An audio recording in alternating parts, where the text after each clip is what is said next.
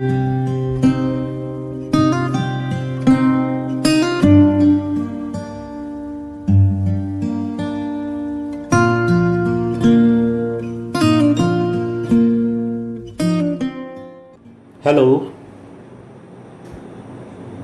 good morning class 6th. Good morning to your English class, and here is your book. The name of this book is Smart English Course Book, and it is written by D.A. Trussler, and it is published by Good Luck Publishers Limited, right?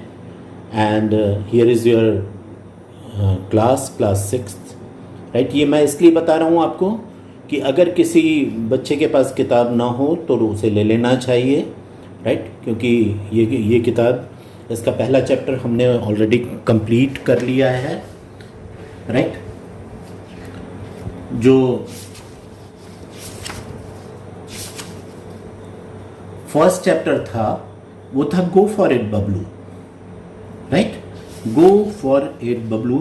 ये मैंने आपको पढ़ाया था और इसकी exercise हमने शुरू की थी, राइट। और जहाँ तक मुझे याद आता है कि इसका जो ए था, किसने किससे कहा वाला जो एक्सरसाइज थी, ये मैंने करवाया भी था आपको, राइट। तो चलिए, फिर भी अगर किसी ने ना कोई एब्सेंट रहा हो उस क्लास में तो इसे मैं फिर से एक बार रिपीट कर दे रहा हूँ, है ना। इसमें आपको सही read the following sentence and put a tick mark against the correct option, ये था, राइट, कि आपको सेंटेंस पढ़ना है और नीचे ए बी सी इसके आंसर्स दिए हुए हैं। इसमें से जो आपको सबसे सही लगता है उसमें आपको टिक करना है। तो पहला था Shankar refuse to wake up at 6 AM because, इसका आंसर था number 1 A, he wanted to sleep more. दूसरा जो था, Shankar felt a flash of fear when he saw his mother standing at the door because, इसका भी ए है। She was normally at the office at this time of the day. तीसरा है, mother told Shankar that his father would absolutely fine because she did not want to worry him, इसका भी ए, मतलब लगातार 3 जो हैं इनके ए आए हैं answers. Number 4, Shankar felt happy because he wanted to hire a driver, his father would be out of hospital in 2 weeks, ये उसका आंसर है बी, कि उसके पिताजी 2 हफ्तों में उन्हें छुट्टी मिल जाने वाली थी अस्पताल से, मतलब ज़्यादा गंभीर स्थिति में नहीं थे वो, ये उसके लिए खुशी की बात थी। और last one, Shankar and his mother both decided to hire Raj as Appa's driver because, इसका लास्ट सी है, because he was 30 years old and has a pleasant manner of speaking, क्योंकि वो लगभग 30 साल का युवक था और बहुत उसके बातचीत करने का तरीका बड़ा सभ्य था, इसलिए उन्होंने उसे चुना, राइट। अब आते हैं, read the extracts given below and answer the questions that follow। यहाँ पर जैसे पहला है, Shankar I wanted to tell you myself dash dash dash, the good news is that. अब यहाँ से पूछा है who is the speaker and who was she speaking to, कि ये जो कहा कि Shankar I wanted to tell you myself, ये किसने कहा, राइट। तो इसका आंसर होगा, यहाँ पे लिखा है मैंने, शंकर्स मदर टू शंकर, लिख लीजिए, Shankar's mother to Shankar, right. This is the answer. किसने किससे कहा? शंकर की मदर ने कहा शंकर से। शंकर्स, यहां पे शंकर के बाद अपोस्ट्रोफी लगाना है, मतलब एक कॉमा और फिर एस लगाना है, Shankar's mother to Shankar. Second, b, what did she want to tell the person she was speaking to, जिससे वो बात कर रही थी उसे वो क्या बताना चाह रही थी। आंसर होगा इसका, she wanted to tell Shankar, ये लिखा हुआ है, she wanted to tell Shankar about his father's accident. यहां पे भी फादर के बाद एक देखेंगे आप कि एक छोटा सा कॉमा, इसे अपोस्ट्रोफी कहते हैं। ये मैं आपको, ये बीच में एक्सरसाइज में आएगा ये, तब मैं आपको बताऊंगा, right. She wanted to tell Shankar about his father's accident. लिखा आपने। अब सी पर आते हैं, what was the good news, अच्छी खबर क्या थी। फादर का एक्सीडेंट हो गया था, मगर अच्छी खबर ऐसे वक्त क्या हो सकती है। एक्सीडेंट तो एक बुरी खबर है, लेकिन उसमें भी अच्छी खबर ये थी, the good news was Shankar's father was not seriously injured, कि शंकर के जो पिताजी थे वो ज्यादा गंभीर रूप से घायल नहीं हुए थे। ये अच्छी खबर थी, राइट। शंकर्स, इसमें भी अपॉस्ट्रोफी आई है, Shankar's father was not seriously, SERIOUSLY, seriously injured. Seriously का अर्थ होता है गंभीर रूप से, राइट, सीरियसली इंजर्ड। तो इसे लिख लें आप सबके साथ और आगे आते हैं फिर अगले पेज पर। पेज नंबर होगा 5, राइट। और चलिए शुरू करते हैं इसको भी करना।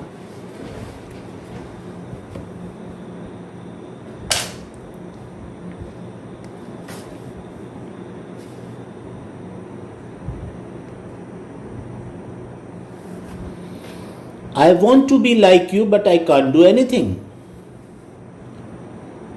Right? नंबर 2 सबसे ऊपर का वाक्य, I want to be like you, but I can't do anything. आपसे पूछा है कि who is the speaker and who is he speaking to? मतलब ये कहने वाले कौन हैं और उन्होंने क्या कहा, यानी किससे कहा, राइट। तो बबलू स्पीकिंग टू शंकर। बबलू एक जो छोटा बच्चा था जो उनके घर ड्राइवर का बेटा था, राइट, आपको याद होगा। तो उसने ये बात कही थी कि मैं आपके जैसा बनना तो चाहता हूं मगर मैं कुछ कर नहीं पाता। तो ये बात वो कर रहा था शंकर से। Bablu speaking to Shankar, right. आगे आते हैं B, why did the speaker want to be like the person he was speaking to. जो ये बात कह रहा था, राइट, वो जिससे बात कर रहा था, यानी बबलू ये बात कर रहा था शंकर से, तो वो शंकर के जैसा क्यों बनना चाहता था, शंकर में ऐसी क्या खास बात थी। तो आपको मैंने स्टोरी में बताया था कि शंकर एक पढ़ने लिखने वाला बच्चा था, राइट, और बबलू उसके जैसे ही बनना चाहता था, पढ़ना लिखना चाहता था। तो यही उसका आंसर है कि he wanted to learn, he wanted to learn, right।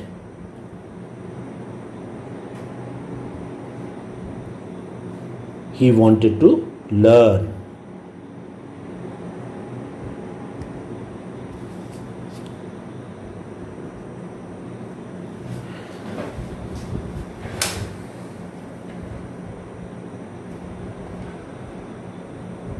तीसरा सी पर आते हैं, what is the speaker could not do, यानी ये बात बोलने वाला जो स्पीकर था, जो बबलू था, वो क्या चीज नहीं कर पाता था, राइट।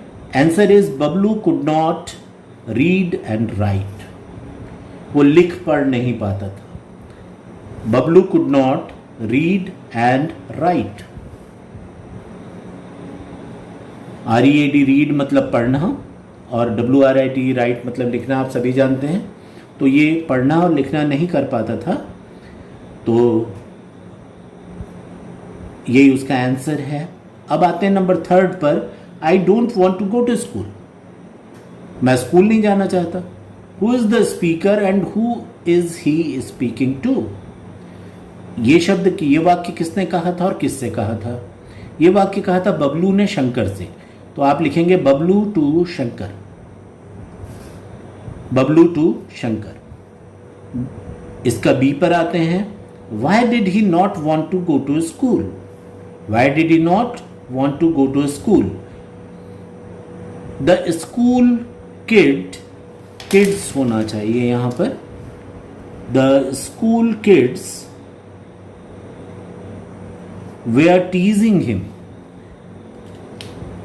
आपको बताया था मैंने कि वो उसको टीज करते थे, मतलब सताते थे, ताने मारते थे कि तुम्हारी उम्र तो इतनी ज्यादा है, इतनी छोटी क्लास में कैसे हो तुम, राइट। तो दे यूज्ड टू और they were टीजिंग him. The school kids, यानी स्कूली बच्चे जो थे, जो उसके क्लास में पढ़ने वाले और स्कूल के बच्चे थे, वो उसे सताते थे, तो द स्कूल की, इसीलिए वो स्कूल नहीं जाना चाहता था. C, what did the person he was speaking to say to make the speaker happy once more. जिससे बबलू बात कर रहा था, यानी शंकर ने बबलू को खुश करने के लिए उससे क्या प्रॉमिस किया. लिखेंगे Shankar promised Bablu to teach. Shankar promised Bablu to teach, यानी शंकर ने बबलू से प्रॉमिस किया कि वो उसे पढ़ाएगा. स्कूल वो जाना नहीं चाहता था, उसके अपने कारण थे, तो उसने कहा कि कोई फिक्र की बात नहीं है, मैं तुम्हें पढ़ाऊंगा. राइट. और नंबर 4 है, Blank praised me in the school assembly today. She told everyone that blank in her school now I have become the blank of my class. यहाँ पर ये जो सेंटेंस है ये आपके लेसन का सबसे आखिर में आता है. याद कर रहे होंगे तो जबकि बबलू बड़ा खुशी खुशी अपने स्कूल से लौटता है और खुशखबरी देता है शंकर को. तो who is the speaker and who is he speaking to. Answer होगा बबलू टू शंकर. बबलू शंकर से बात कर रहा था. राइट. दूसरा, what had praised, who had praised him and what had she told everyone. किसने उसकी प्रेज करना मतलब तारीफ करना, किसने उसकी तारीफ की थी और सबको उन्होंने क्या बताया था. ये आंसर है उसका. The principal told everyone that Bablu was one of the best students of the school.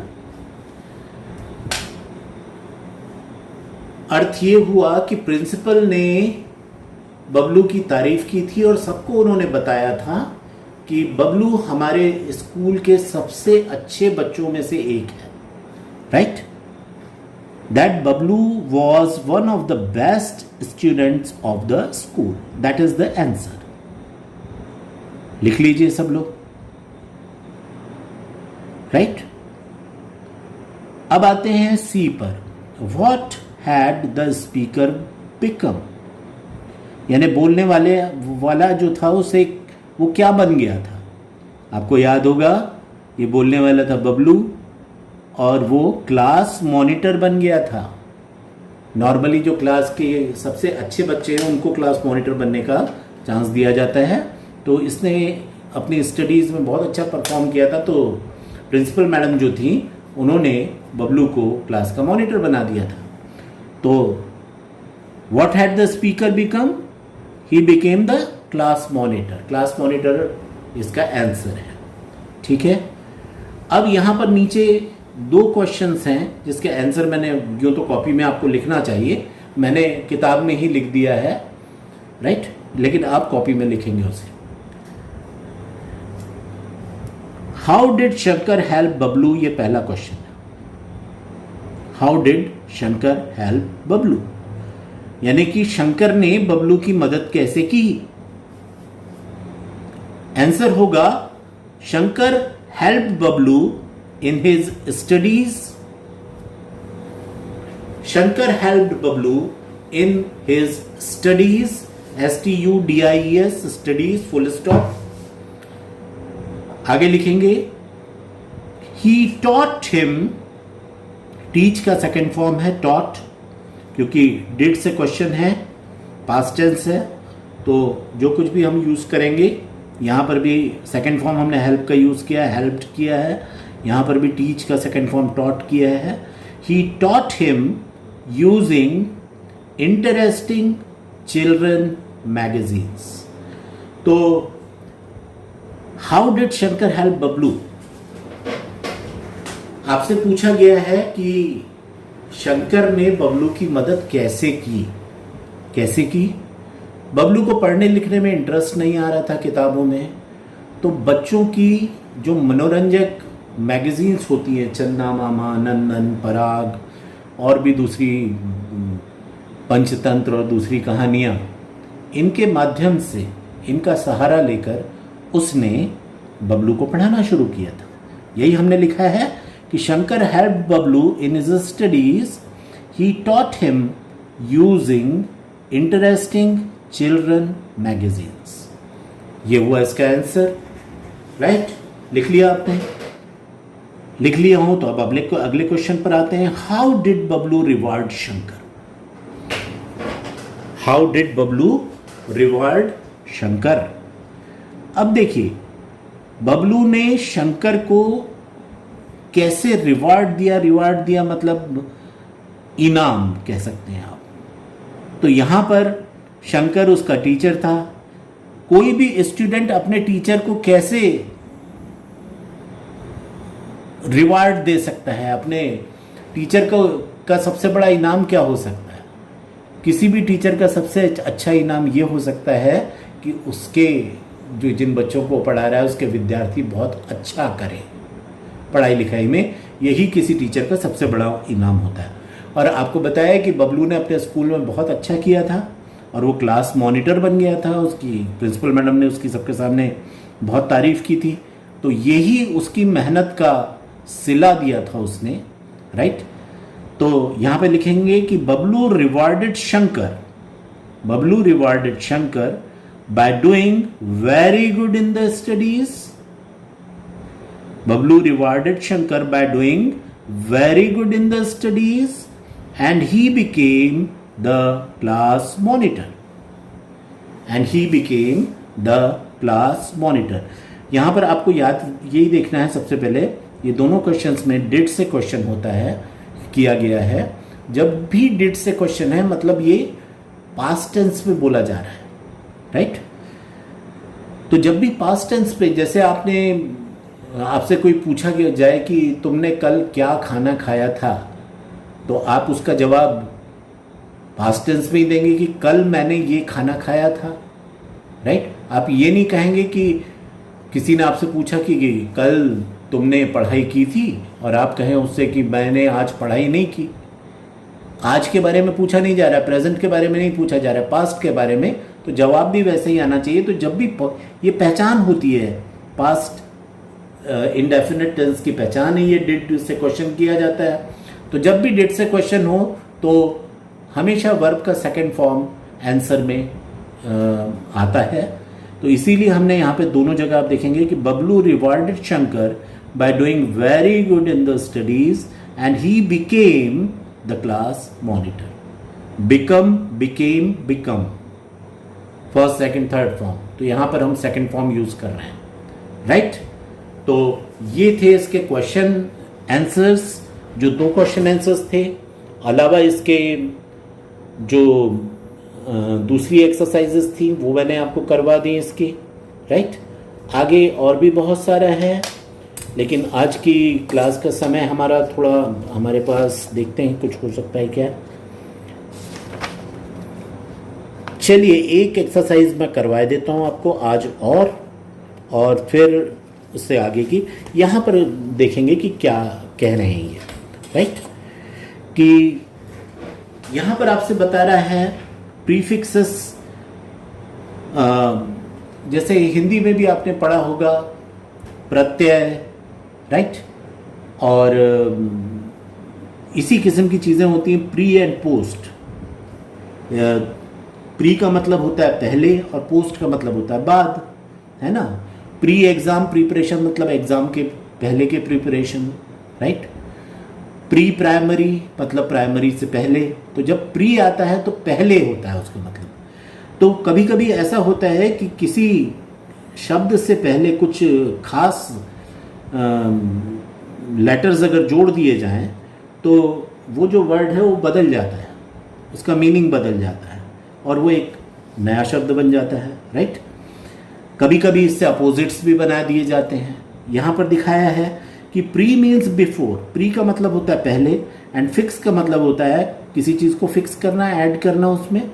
और prefix is one or more letters placed before a word that changes that word into another word। तो ये ऐसे कुछ letters होते हैं जिनको पहले आप अगर किसी शब्द के लगा दें तो उसका अर्थ बदल जाता है। जैसे एक शब्द है डू, डू के आगे आप अगर RE लगा दें, री डू, या हैप्पी के आगे आप UN अनहैप्पी, कंफर्टेबल UN लगा दिया, अनकंफर्टेबल। अब देखिए डू का मतलब होता है करना, रीडू का मतलब होता है फिर से करना, राइट। हैप्पी खुश, उसके आगे UN लगा दिया, अनहैप्पी बन गया, एकदम अपोजिट हो गया अनहैप्पी। कंफर्टेबल मतलब आरामदायक, अनकंफर्टेबल जो बिल्कुल भी आरामदायक ना हो। तो देखिए एकदम अपोजिट वर्ड हो गया ये, राइट। वैसे ही प्रीफिक्स और भी हैं, RE मीन्स बैक और अगेन, जो हमने यहाँ पे यूज किया है रीडू में, राइट। जैसे यूज हो रहा है return, redo, return give back, redo do again, right. अगर किसी के आगे जैसे यहां पे देख रहे हैं आप, अनहैप्पी के आगे अन लगाया था, अनहैप्पी बनाया, कंफर्टेबल के आगे अन लगाया, अनकंफर्टेबल। इस UN का मतलब होता है नॉट। कंफर्टेबल, अनकंफर्टेबल मतलब नॉट कंफर्टेबल, अननोन मतलब नॉट नोन, राइट। तो अनहैप्पी मतलब नॉट हैप्पी। तो UN का मतलब आपको नॉट लगाए। कई सारे ऐसे शब्द होते हैं जिनका अपोजिट अगर आपको बनाने हो तो ये प्रीफिक्सेस लगा देते हैं आप और बन जाता है। वैसा ही होता है एक और शब्द डिस, DIS, उसका भी अर्थ होता है नॉट, राइट। और जब भी डिस लगता है तो जो ओरिजिनल शब्द होता है उसका ये एकदम विपरीत विरुद्धार्थी शब्द बन जाता है। जैसे अपीयर से डिसअपीयर, एग्री से डिसएग्री। एग्री मतलब सहमत और डिसएग्री मतलब असहमत। अपीयर मतलब सामने आना और डिसअपीयर मतलब सामने से गायब हो जाना, अदृश्य हो जाना, राइट। तो इस किस्म से ये प्रीफिक्सेस लगाए जाते हैं। यहां पर अगली एक्सरसाइजेस पे आप देखेंगे कि कुछ ऊपर एक ब्लॉक बना हुआ है, उसमें कुछ सेंटेंसेस दिए हुए हैं, जैसे right, WRIT, right, planned, appeared, friendly, comfortable, able, respect और इन्फेक्टेड। अब आपको करना यह है जो सबसे ऊपर कहा गया आपसे कि fill in the blanks using the correct prefix. उसमें प्रीफिक्स आपको यूज करना है RE, UN और DIS। यानी ये जो वर्ड्स दिए हुए हैं आपके पास, जैसे राइट है, जैसे प्लान्ड है, अपीयर्ड है, उसके आगे ये जो 3 RE, UN या DIS जो आपको दिया हुआ है, इसका यूज करके इसके नए शब्द बनाना है और उसको यूज करना है, जो मैंने आपके लिए किया हुआ है। जैसे पहला है the unfriendly lady frowned at the postman. The unfriendly lady, जो दोस्ताना ना हो, जो किसी से हमेशा नाराज़ी नज़र आए, उसको अनफ्रेंडली बोलते हैं। उन्होंने frowned at the postman, frown करना मतलब होता है घूरना, राइट। तो उसने पोस्टमैन को घूरा, राइट। तो फ्रेंडली से हमने, जो कि यहां पर है, राइट, फ्रेंडली, इसके आगे हमने अन लगा दिया है, अनफ्रेंडली बन गया, right. The unfriendly lady frowned at the postman. दूसरा है you will have to rewrite. पहला शब्द है राइट, उसके आगे RE लगा दिया हमने, बन गया rewrite. You will have to rewrite the composition said the teacher. तुम्हें जो कुछ भी तुमने लिखा है उसको फिर से लिखना पड़ेगा, टीचर ने कहा, रीराइट करना, राइट। तीसरे पर आते हैं, द बेड इज मोस्ट। आप देखेंगे फ्रेंडली के बाद है कंफर्टेबल, कंफर्टेबल का अपोजिट बनाना होता है तो UN लगा देते हैं, अनकंफर्टेबल बन जाता है। यहां पर वाक्य भी वैसे ही, the bed is most uncomfortable, I could not sleep the whole night. वो जो बिस्तर था वो बड़ा तकलीफदेह था, आरामदायक नहीं था, और इस वजह से मैं रात भर सो नहीं पाया, right. Number 4, room in the hospitals are. आपको लास्ट का जो शब्द मिल रहा है इन्फेक्टेड, उसके आगे अगर आप डिस लगा देते हैं तो डिसइंफेक्टेड हो जाता है, right. The rooms in the hospital are disinfected when patients leave. जब कभी भी अस्पताल के कमरों में पेशेंट्स रहते हैं, जब किसी पेशेंट कोई ठीक हो जाता है, उसकी छुट्टी हो जाती है, तो उसके बाद उन कमरों को डिसइंफेक्टेड किया जाता है। डिसइंफेक्टेड मतलब रोगाणु मुक्त, राइट। उसमें कुछ खास केमिकल्स का छिड़काव करके वहाँ से जो भी जर्म्स वगैरह होते हैं उनको मारा जाता है, right. Number 5, the party was unplanned, right. Unplanned second word है, प्लैंड उसके आगे आप अगर UN लगा देते हैं तो अनप्लैंड हो जाता है। The party was unplanned but we all enjoyed ourselves, मतलब अचानक कोई बगैर किसी प्लानिंग के पार्टी कर ली गई थी, मगर फिर भी हम सब ने खूब एंजॉय किया, खूब मज़ा किया, राइट। इसके बाद आते हैं नंबर 6 पर। We invited Mala to the party but she was unable to come. आप कंफर्टेबल के बाद देखेंगे यहाँ पर एबल है, उसके आगे अन लगा देंगे तो अनेबल बन जाएगा। एबल मतलब सक्षम और अनेबल मतलब किसी कार्य को करने के लिए सक्षम ना होना। तो यही कहा गया है कि we invited Mala to the party, हमने माला को पार्टी में इन्वाइट किया था मगर वो आने में सक्षम नहीं हो पाई। She was unable to come, right. अब आते हैं नंबर 7 पे। My pencil has disappeared, right. Disappeared तीसरा वाक्य है अपीयर, इसके आगे अगर आप डिस लगा देंगे, मैंने कहा अपीयर का अर्थ होता है सामने नजर आना और डिसअपियर मतलब गायब हो जाना। माई pencil has disappeared, it was here a minute एगो, मतलब ये मेरी पेंसिल अभी अभी तो यहाँ थी, कहाँ गायब हो गई, राइट। और लास्ट है we should never disrespect people. Last जो सेकंड लास्ट है यहाँ पर आप देखेंगे कि रिस्पेक्ट है, उसके आगे आप डिस लगा देंगे तो डिसरिस्पेक्ट हो जाएगा। तो we should not disrespect people मतलब हमें कभी लोगों का अनादर नहीं करना चाहिए, हमेशा सबका आदर करना चाहिए। तो आज के लिए इतना काफ़ी है। कल कहने का अर्थ यह है कि जो अगली क्लास होगी आपकी, इसमें आगे की जो एक्सरसाइजेस हैं मैं ये करवाऊंगा आपको।